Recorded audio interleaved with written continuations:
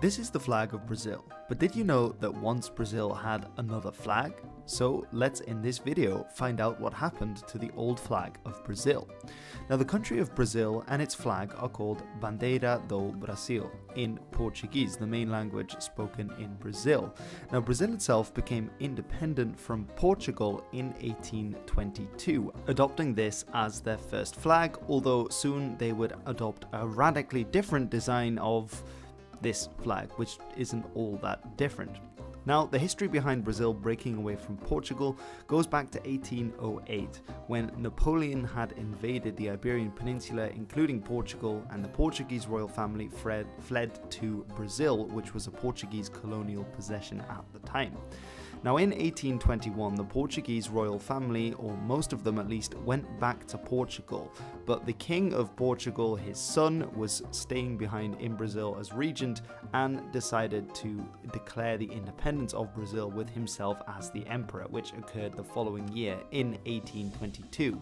And so this flag is also his royal standard at the same time, and it's connected both with him and also with his wife. So the yellow color on the flag is for Pedro I, who of course is the first emperor of Brazil. And finally we also have Maria Leopoldina of Austria, who was his wife, supplying the green onto the flag there. So we see that this is the main design for the flag of Brazil, and a lot of these colors go back also to the Portuguese flag, which I talked about in this video. But this wouldn't remain the flag forever, as in 1853, in the reign of Pedro I's successor, Pedro II, there would be some changes to the flag with an increase of the amount of stars in the center, which corresponded with the number of provinces in the state, as well as a slight redesign of a few of the colors there. This was because in part one new state was added called Paraná, and so because that had been added, they added a new star to represent it.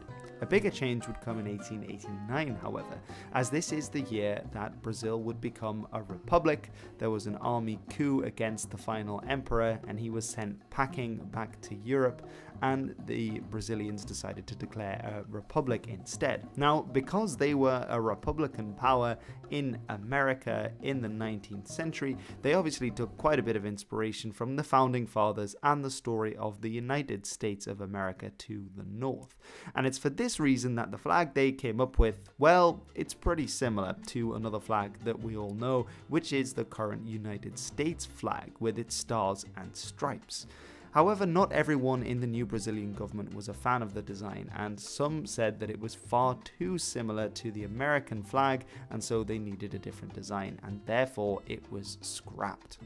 But they did come up with a new design, which, as you can see, looks very similar to today's flag of Brazil. So as we can see, the colors of green and yellow have remained. There is also a blue orb or circle inside a yellow rhombus on the green background of the Brazilian flag, which is a fairly unique shape indeed. It has the national motto of Brazil, Ordem e Progresso, and that means order and progress, and that is actually taken from Auguste Comte, who is a French philosopher of the philosophical school of positivism, believing that everything, all truth must be true in principle, a posteriori truth. And this is from a French quote, which is l'amour pour principe et l'ordre pour base, le progrès pour but. So love as principle, order as the foundation, progress as the goal. So it's all very sort of 19th century South American nationalism kind of vibe. So 1889 is an important year for flags in Brazil and Brazil as a country, because it is the year that the Empire of Brazil became the Republic of Brazil, with all these new ideals being expressed on the flag. But the flag does change quite a bit, and this is in the number of stars that can be found in the blue orb, disc, circle, whatever you would like to call it. So we begin in 1889 with 21 stars that correspond to the 21 states of Brazil. However, in 1960, another flag is added. So we now have 22 stars on the flag. And 8 years later, in 1968, we get another single star that is added. And then in 1992, hold on to your seats, because we get a whopping new 4 stars that are added again, for new states that have been incorporated into Brazil, or I should say states that have been divided. They haven't sort of nicked them from Paraguay or somewhere, I think. So that's all pretty interesting that they have added the amount of stars that there are states. But what is really cool about the flag of Brazil is that unlike the United States, and no shade to the Americans, but unlike the United States, they don't just stick them in a row and add on new stars and sort of space them out in clever ways to make it look aesthetic. No, what the Brazilians do on their flag is that they incorporate them all into various constellations of stars that can be seen from the sky at night in Brazil, in the southern hemisphere.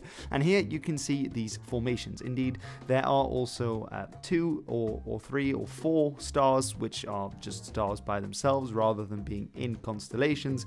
But so every state in Brazil is linked either with a star in a constellation or one of these freestanding stars on the flag. And these are all prominent constellations that one can see from the southern hemisphere. Now, possibly the most famous one in vexillological circles is the Southern Cross, which is very prominent in the southern sky and features on several other flags from countries in the southern hemisphere. And it's something that I mentioned in last week's video about the flag of New Zealand and the old flag of New Zealand, or the red flag of New Zealand. So check it out if you are interested. Speaking of New Zealand, did you know that in an alternate history, Brazil might actually be called New Holland? Well, this is because in 1630 and for the following 24 years, Brazil was actually controlled by none other than the Dutch.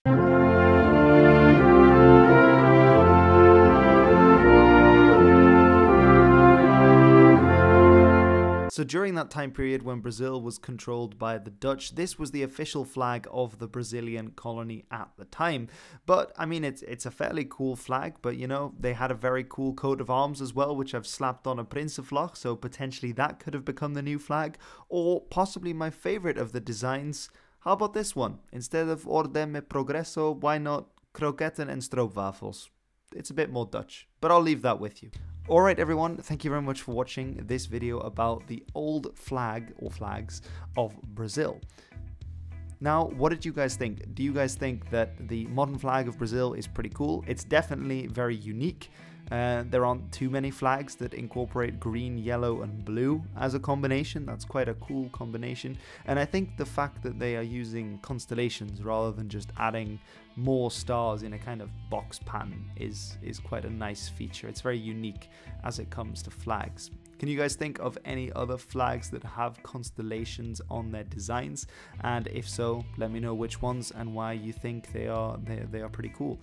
I think the Southern Cross is probably the most used constellation on flags that aren't just stars themselves, but I'm sure that there are some others that will appear in other places too. Anyway, thank you very much for watching. I have been Hilbert, and I will see you in the next one. Have a nice weekend.